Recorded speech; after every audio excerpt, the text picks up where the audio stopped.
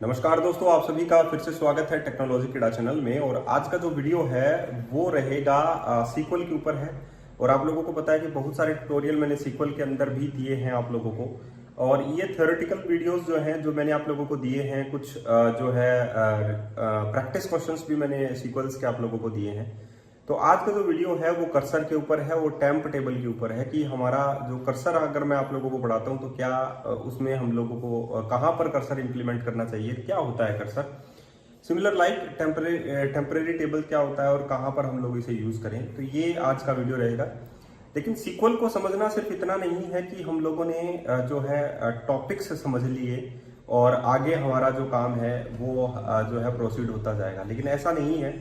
हम लोगों को रियल टाइम प्रोजेक्ट्स के ऊपर जब काम करने को मिलता है तो हम लोग कैसे स्टोर प्रोसीजर्स लिख पाते हैं, कैसे हम लोगों को चीज़ों को ध्यान में रखकर जो है फास्ट डेटा रिट्रीवल की प्रोसेस लिखनी पड़ती है, कैसे हम लोगों को क्वेरी ऑप्टिमाइज करनी पड़ती है, ये सारी चीज़ें जो हैं वो आप लोगों को एक प्रोजेक्ट के अंदर मिलेगी तो ज़्यादा बेहतर आप लोगों को समझ में आएगा।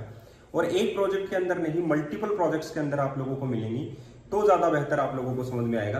तो जो डीबीए का काम होता है एक्चुअली में, या डेटा एनालिसिस्ट का काम होता है, वो इफिशिएंट वे में डेटा को रिट्रीव करना होता है। कम से कम टाइम में डाटा जो है ज़्यादा से ज़्यादा, यानी कि मिलियन ऑफ रिकॉर्ड्स जो है आप लोग इजीली चीज़ों को गेट कर पाएं, ये आप लोगों का टास्क रहता है।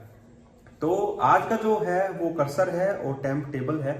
उसके बाद में हम लोग जब प्रोजेक्ट असाइन करेंगे तो मैं छोटे छोटे स्टोर प्रोसीजर्स जो है मेंबर्स वालों के लिए निकालूंगा, ताकि उनको ये पता चले कि यहाँ पर ये चीज़ रिट्रीव होती है, यहाँ पर ये चीज़ रिट्रीव होती है। ठीक है, तो स्टोर प्रोसीजर्स को बनाना, उसमें इंडेक्सिंग करना, या कर्सर यूज करना, टेम्प टेबल यूज करना, या टाइप्ड वैल्यूज यूज करना, वो आसान हो जाता है।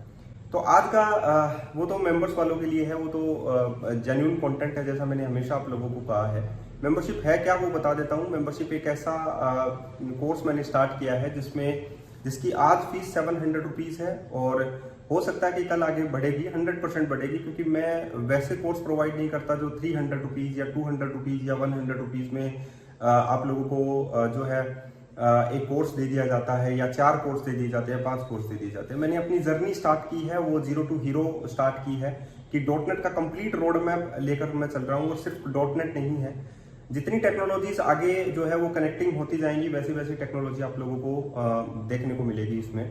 और प्रोफेशनल वीडियोस जो हैं आप लोगों को मिलेंगे। इसमें कहने का मतलब सीधा सा है कि जो कंपनी में काम होता है वैसी चीजें आप लोगों को इसमें मिलेंगी। तो आप लोगों को 700 रुपये में कोई इतना कुछ दे रहा हो, जो कंपनीज में काम कैसे होता है, कैसे आर्किटेक्चर के ऊपर काम करते हैं, कैसे आप लोगों को सोच बदलनी है वहां पर कि मैं इस प्रोजेक्ट पर ये आर्किटेक्चर यूज करूं, तो इस तरीके का जो चीज है, या स्टोर प्रोसीजर्स को मैं इस तरीके से डिजाइन करूं ताकि आप लोगों का जो रिस्पॉन्स टाइम है उसे हम लोग कम कर सकें। ठीक है, तो चलिए हम लोग टॉपिक पर चलते हैं। अगर आप लोगों को ये मेंबरशिप ज्वाइन करनी है तो वीडियो के डिस्क्रिप्शन बॉक्स में जा सकते हैं, वहां पर एक गूगल फॉर्म है, उसे आप लोग फिल कर सकते हैं। फाइनली आप लोगों की मेंबरशिप स्टार्ट हो जाएगी।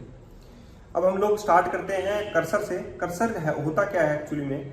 कर्सर होता है कि हमारे पास मान लीजिए कि एक लार्ज जो है डेटा सेट है। ठीक है, लार्ज डेटा सेट का मतलब है हम लोगों को एक क्वेरी नहीं है, हम लोगों को मल्टीपल रोज मिलती हैं उसमें। ठीक है, या आप लोग मान के चलिए एक सिंपल एक टेबल है। ठीक है, और इस टेबल में हम लोगों को क्या करना है, हर एक रो को रीड करना है, हर एक रो को रीड करना है और डेटा को इंडिविजुअली ट्रीट करना है। तो हम लोग क्या काम में लेंगे, कर्सर काम में लेंगे वहां पर। ठीक है, जैसे मान लीजिए इनपुट के फॉर्म में आप लोगों को एक टेबल ही दे दी जाती है, और आप लोगों को बोला जाता है कि ये आप लोगों के पास टेबल है, इस टेबल के डेटा को आप लोगों को अपडेट करना है, मॉडिफाई करना है इंडिविजुअली रो के बेसिस पर। तो आप लोग वहां पर कर्सर काम में ले सकते हैं। जैसे आप लोग फॉर लूप काम में लेते हैं, ये चेक करने के लिए कि भाई हमारे पास एक लिस्ट आ सकती है, हमारे पास एक कलेक्शन आ गया है, तो हम लोग क्या काम करें कि इस डेटा को इटरेट करें। तो सिमिलर लाइक दैट हमारे पास जो कर्सर होता है वो इसी तरीके से होता है। और कर्सर की एक लाइफ साइकिल होती है। कर्सर को डिक्लेयर करना, उसे ओपन करना, उसे फैच करना, उसे प्रोसेस करना। ठीक है, ये सारी की सारी जो प्रोसेस होती है वो सारी की सारी कर्सर के अंदर होती है। तो हमारा जो टास्क है आज लोगों का, वो आपको कर्सर समझाना है और टेम्प टेबल समझाना है। और मैं ये आप लोगों को पावर पॉइंट प्रेजेंटेशन के अंदर समझाऊंगा, और आप लोगों को 100% समझ में आ जाएगा कि कर्सर कहाँ पर हम लोग इस्तेमाल में लें।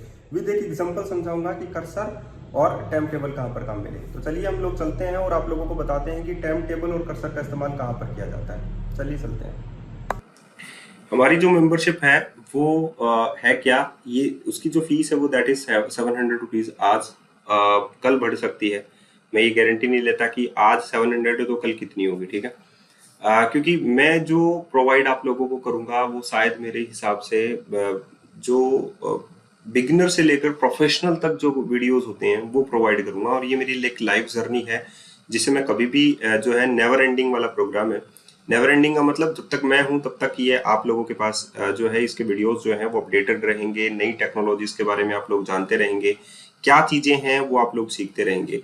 डॉटनेट कोर से ही मैंने जर्नी स्टार्ट की थी, डॉटनेट कोर को मैंने कंप्लीट किया, उसके बाद में मैंने एंगुलर को कंप्लीट किया, रेस्ट एपीआई को कंप्लीट किया, डॉटनेट ब्लेजर को कंप्लीट किया। इन सभी पर मैंने वीडियोस बनाए हैं, प्रोजेक्ट बनाए हैं, तो इन पर सभी पर आप लोगों को प्रोजेक्ट मिलेंगे। साथ में एंटिटी फ्रेमवर्क कोर और सीक्वल सर्वर को काम में लिया है, लेकिन सीक्वल सर्वर और एंटिटी फ्रेमवर्क कोर का काम यहाँ पर ही खत्म नहीं हो जाता, इसीलिए मैं यहाँ पर इनके ट्यूटोरियल्स नहीं मानूंगा। सीक्वल सर्वर के हाँ हो सकते हैं, फंडामेंटली ट्यूटोरियल हो सकते हैं, लेकिन डैपर के अंदर हम लोग जो है सीक्वल सर्वर को या एडी डॉटनेट के अंदर सीक्वल सर्वर को सही तरीके से स्टोर प्रोसीजर है, इंडेक्सिंग कैसे करते हैं, ये सारी चीजें हम लोग इसको सीखेंगे, ठीक है। रिएक्ट का प्रोजेक्ट चल रहा है और इसके फंडामेंटल ट्यूटोरियल भी साथ में चल रहे हैं, ठीक है। जेक्वेरी है या जावास्क्रिप्ट है, इसके वीडियो ट्यूटोरियल मैंने स्टार्ट कर दिए हैं। तो मेरा कहने का सीधा सा मतलब ये है कि ये जर्नी सिर्फ यहाँ तक ही नहीं है कि ये ही कोर्सेज आप लोगों को मिलेंगे, अनलिमिटेड कोर्सेज है। ML.NET भी मैंने स्टार्ट कर दी है, मशीन लर्निंग कैसे स्टार्ट करना है, कैसे खत्म करना है, ये सारी चीजें मैंने स्टार्ट कर दी हैं। तो ये एक जर्नी है जो आप लोगों को मिल रही है सिर्फ और सिर्फ 700 रुपीज में, और इसमें अल्टीमेट प्रोजेक्ट्स हैं जो आप लोगों को कंपनी के अंदर कैसे काम करना चाहिए वो प्रोजेक्ट्स इसमें आप लोगों को मिलेंगे। तो बहुत कुछ सीखने को मिल रहा है, और वो भी सिर्फ 700 रुपीज में। जो लोग 10,000 रुपए या 20,000 रुपए का प्रोजेक्ट बेच रहे हैं, उससे भी जो है मैं ये कहूंगा उससे भी ये फार बेटर क्यों है, क्योंकि वो सिर्फ एक कोर्स बेच रहे हैं, मैं अपनी लाइफ जर्नी सेल कर रहा हूँ। अगर आप लोगों को ये ज्वाइन करना है तो वीडियो के डिस्क्रिप्शन बॉक्स में आप लोग जा सकते हैं, वहां पर आप लोगों के पास एक गूगल फॉर्म मिलेगा, उसे आप लोगों को फिल करना है, तभी आप लोगों की मेंबरशिप जो है वो स्टार्ट हो जाएगी। सबसे पहले बात करते हैं सीक्वल कर्सर की, यानी कि एसक्यूएल कर्सर की। और कर्सर जो है एक ऐसा प्रकार का मैकेनिज्म है जो रिट्रीव करता है एंड प्रोसेस करता है डेटा के रिजल्ट सेट्स को रो बाय रो। तो यानी कि आप लोगों के पास कोई टेबल है तो उसको रो बाय रो को प्रोसेस करने के लिए हम लोग कर्सर का इस्तेमाल कर सकते हैं, ठीक है।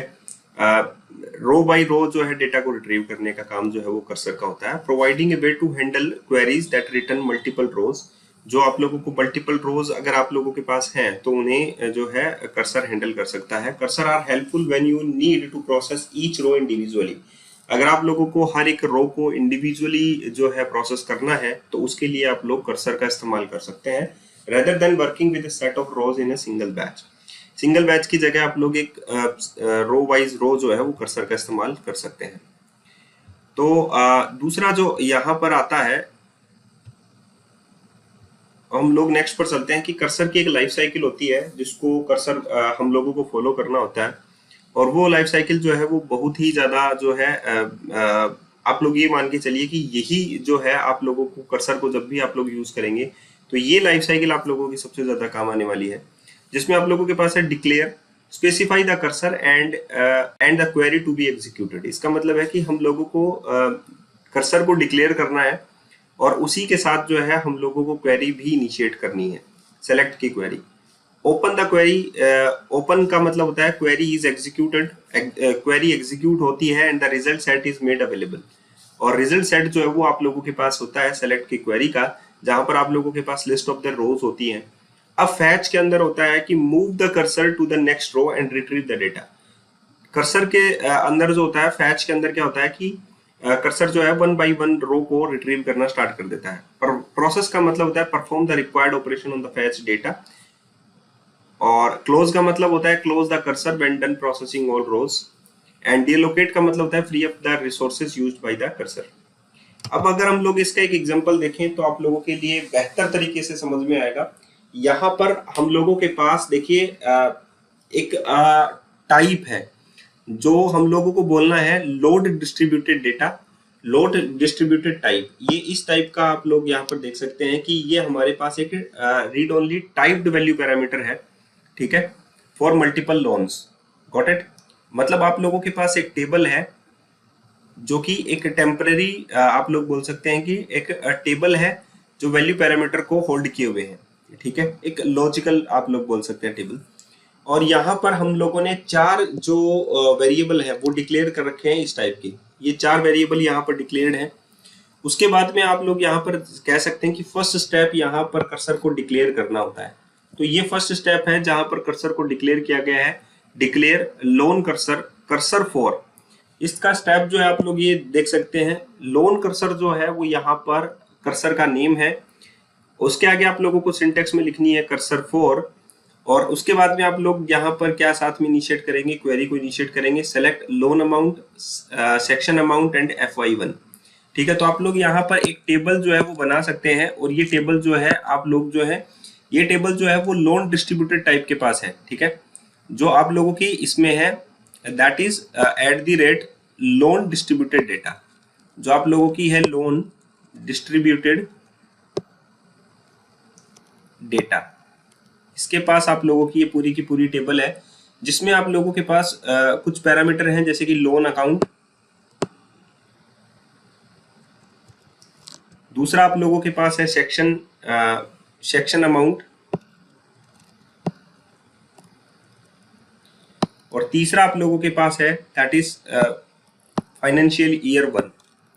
ठीक है, तो लोन अमाउंट आप लोगों के पास, लोन अकाउंट आप लोगों के पास हो गए ABC, सपोज आप लोगों के पास ये डेटा है। सेक्शन अमाउंट आप लोगों के पास हो गया सपोज 1, 4 एंड जो भी व्हाटएवर आप लोग यहाँ पर कंसीडर करें, 1, 4 एंड 6 जो भी कंसीडर करें।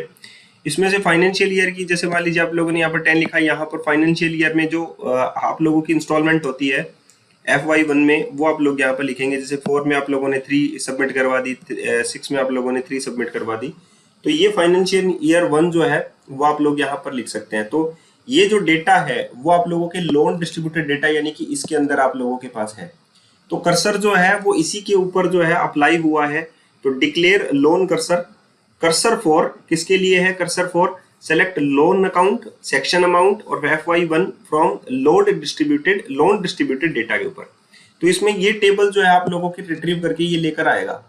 The first one declare A cursor के अंदर, दूसरा है ओपन कर्सर, कर्सर को ओपन किया, ये दूसरा स्टेप इसका है, ये पहला स्टेप इसका है कर्सर को यूज करने का।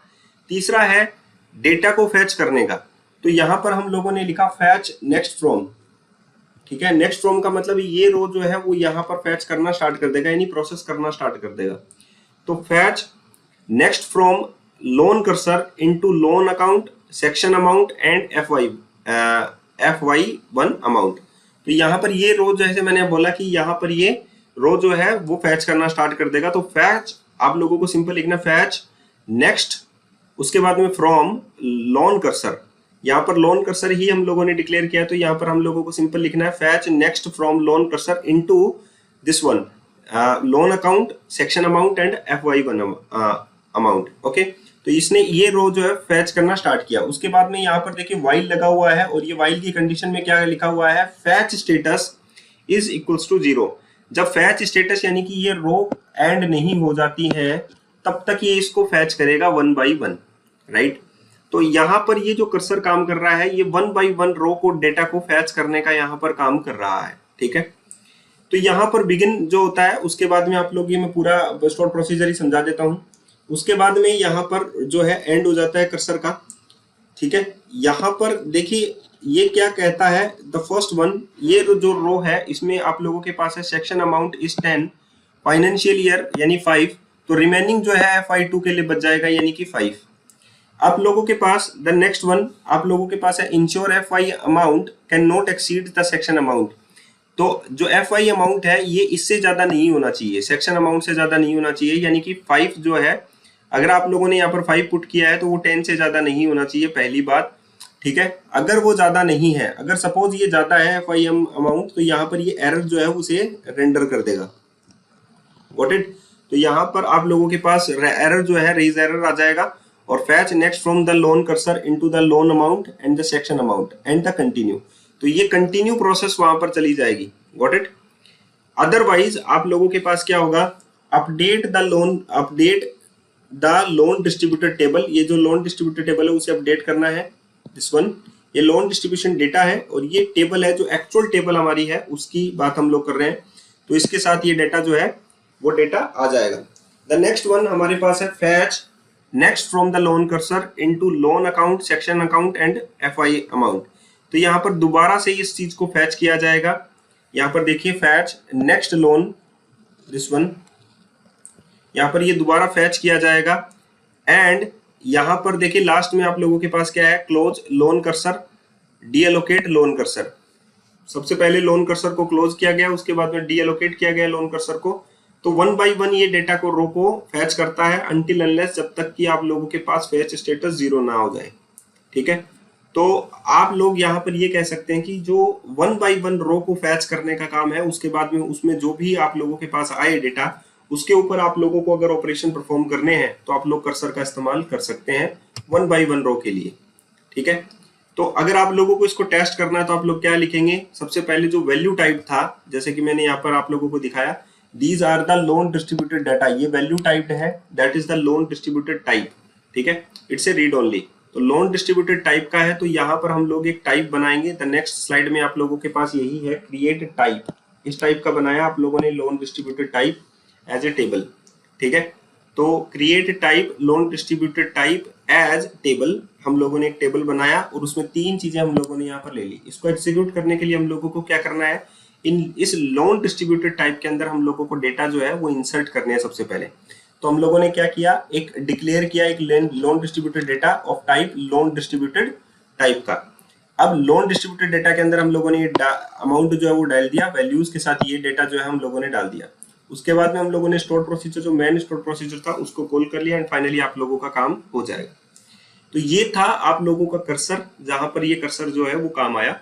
द नेक्स्ट वन, अगर हम लोग चले टेम्प टेबल की ओर, तो सीक्वल का टेम्प टेबल क्या कहता है, इट्स ए टेम्परेरी टेबल। ये प्रकार की टेम्परेरी टेबल होती है और जब तक सेशन स्टार्ट है और सेशन चल रहा है तब तक ये चलेगी, अदरवाइज इसके बाद में ये चलेगी नहीं।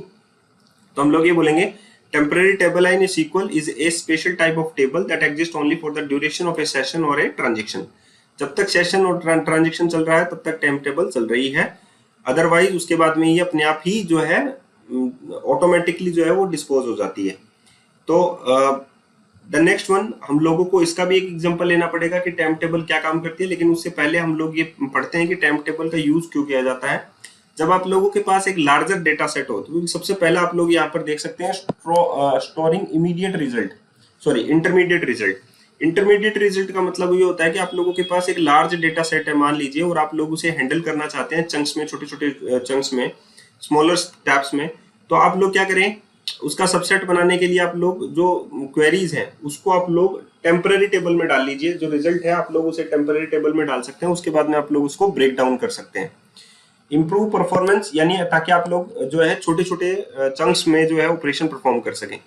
इम्प्रूविंग परफॉर्मेंस का मतलब होता है जब आप लोग लार्ज डेटा सेट के ऊपर कॉम्प्लेक्स क्वेरीज के अंदर काम कर रहे होते हैं, तो आप लोग जो रिजल्ट सेट जो है वो टेम्पररी टेबल में डाल देते हैं, जिससे स्मॉलर डेटा के ऊपर काम करना, जो कॉम्प्लेक्सिटीज होती है उनको रिड्यूस कर सकते हैं, और लोड जो होता है डेटाबेस इंजन के ऊपर वो भी आप लोग कम कर सकते हैं। The next one, simplifying queries, data transformation, avoiding repeated calculations and session specific data.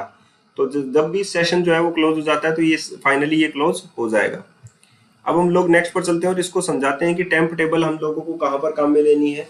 यहाँ पर देखिए create procedure get customer orders, यहाँ पर गेट कस्टमर ऑर्डर्स जो है हम लोगों को करने हैं कस्टमर आईडी के बेस पर। तो हम लोगों ने क्या किया, एक टेम्पररी टेबल बनाई, यहाँ पर create table, that is hash से हम लोग उस टेम्पररी टेबल को बनाएंगे।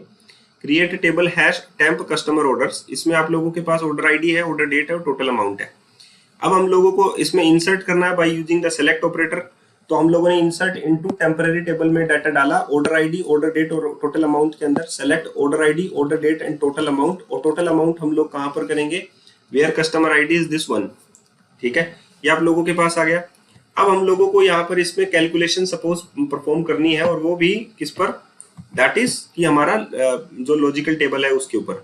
तो calculate the total order amount of the customer, यहाँ पर देखिए डिक्लेयर किया टोटल ऑर्डर अमाउंट डेसिमल में।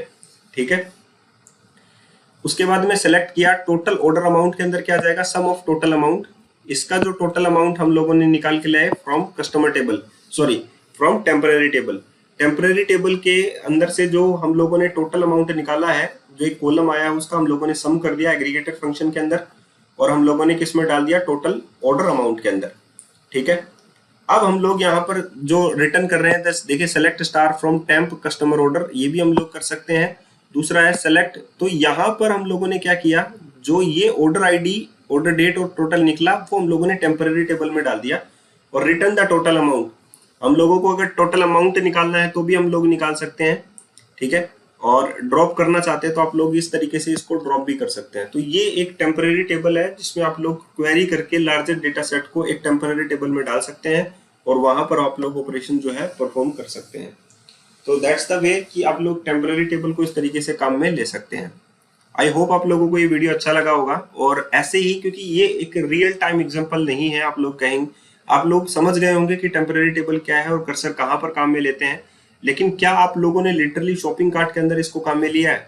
अगर लिया है तो वेल एंड गुड, बहुत अच्छी बात है। या इन्वेंट्री मैनेजमेंट प्रोजेक्ट के अंदर इसको काम में लिया है, या मेडिसिन शॉप्स के अंदर इसको काम में लिया है, तो उस सभी चीजों के लिए आप लोगों को एक प्रोजेक्ट बनाना होता है, और रियल टाइम प्रोजेक्ट्स के लिए आप लोगों को मेंबरशिप ज्वाइन करनी पड़ेगी। और मेंबरशिप को ज्वाइन करने के लिए आप लोगों को वीडियो के डिस्क्रिप्शन बॉक्स में जाना पड़ेगा, वहां पर आप लोगों के पास एक गूगल फॉर्म है, एंड देन फाइनली उसे आप लोगों को फिल करना पड़ेगा।